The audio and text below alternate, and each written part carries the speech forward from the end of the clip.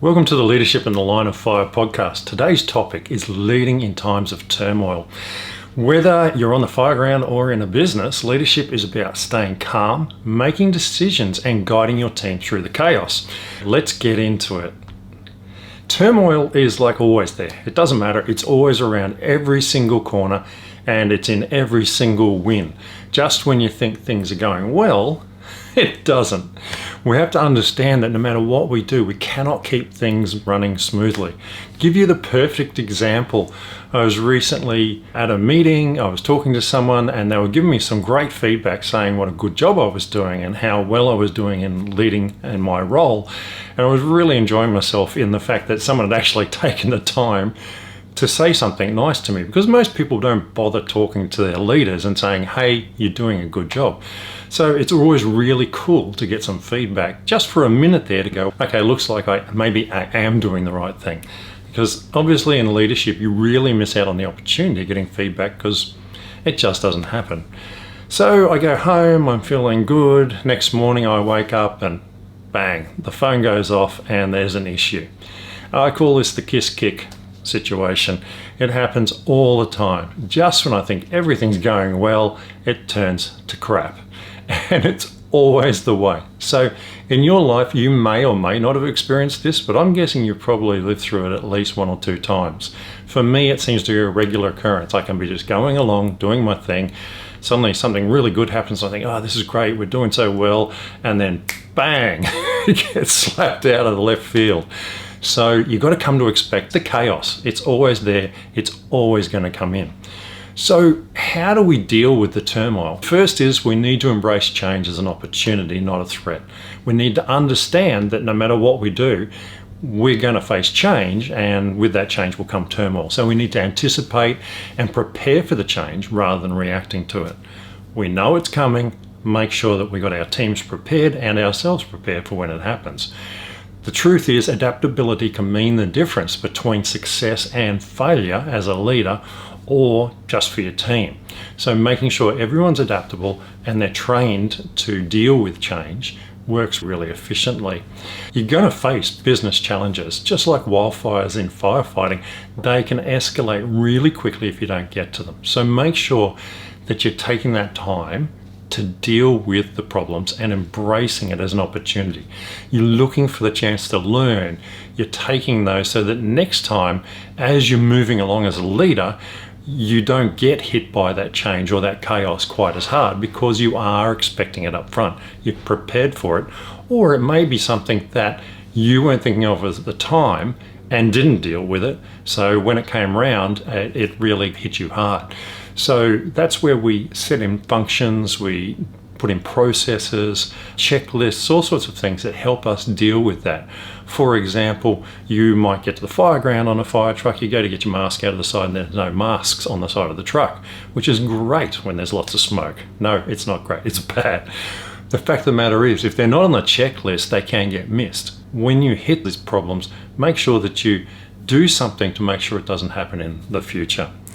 You need to be decisive under pressure when you're dealing with chaos, and whenever you're in times of turmoil, you need to understand the importance of making quick, informed decisions during that time. You cannot wait around and hope things get better, and you cannot wait to give an answer. You need to think about the information that's at your hand and make a decision and go with it. You can always adjust the decision afterwards, and you're not always going to make the right decision, but any decision is better than no decision at all.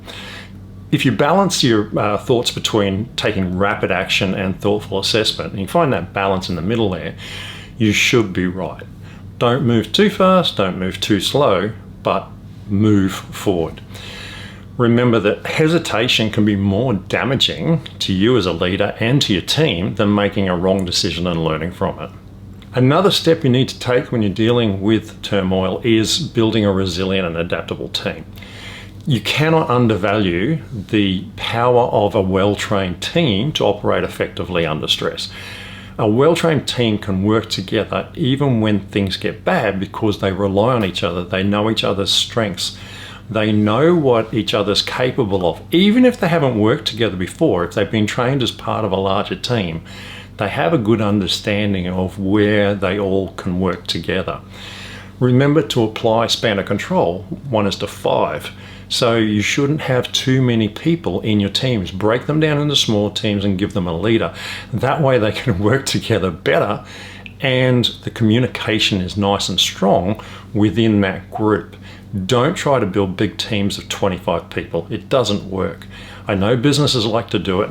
It's not efficient, and if you've ever worked a place that has large teams, you'll know that there is a lot of people who are dissatisfied with the situation, and there's a lot of whinging going on because there's no leadership there for everybody. It tends to fall onto a few people that get all of the attention, and they're the ones that everybody hates because they're attracting all the attention from the leader. Make sure you keep your communication up. Communication isn't just about giving orders, it's about ensuring that your messages are understood. When times are tumultuous, this is the worst time for communications. If communications are going to break down, it will be when things are going crazy around you. That's when your radios break down. That's when you have phone coverage. That's when people are half listening. You need to make sure that everybody's getting the message and they're getting it clearly. Again, if you use span of control and you're talking to your leaders on a 1:5 basis, your 5 leaders can go out and talk to their 5 people. The message is going to be far better delivered that way than if you do the old Chinese whispers where it's going to get passed on from one person to the other and change all the time. Understand the importance of consistent, transparent communication because it maintains the team's focus when times are bad. Always look at what you're doing. Come back and review it. Is that message getting through? Am I seeing what I asked to get done getting done? Is it not moving forward? Are we really solving this problem or are we stagnant?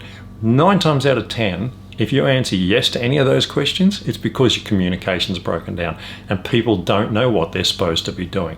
So take a little bit of time and get it right. Finally, when things are crazy, make sure that you lead with empathy and emotional intelligence. Now, a lot of people say they don't have any emotional intelligence, but everybody has empathy and everybody has emotion. So let's just start there. It's hard to balance between maintaining authority and showing vulnerability.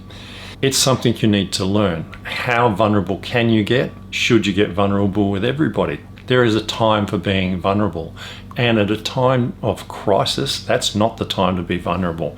That's the time to maintain authority with understanding. And this is where empathy comes in. You need to understand that people underneath you are in pressure.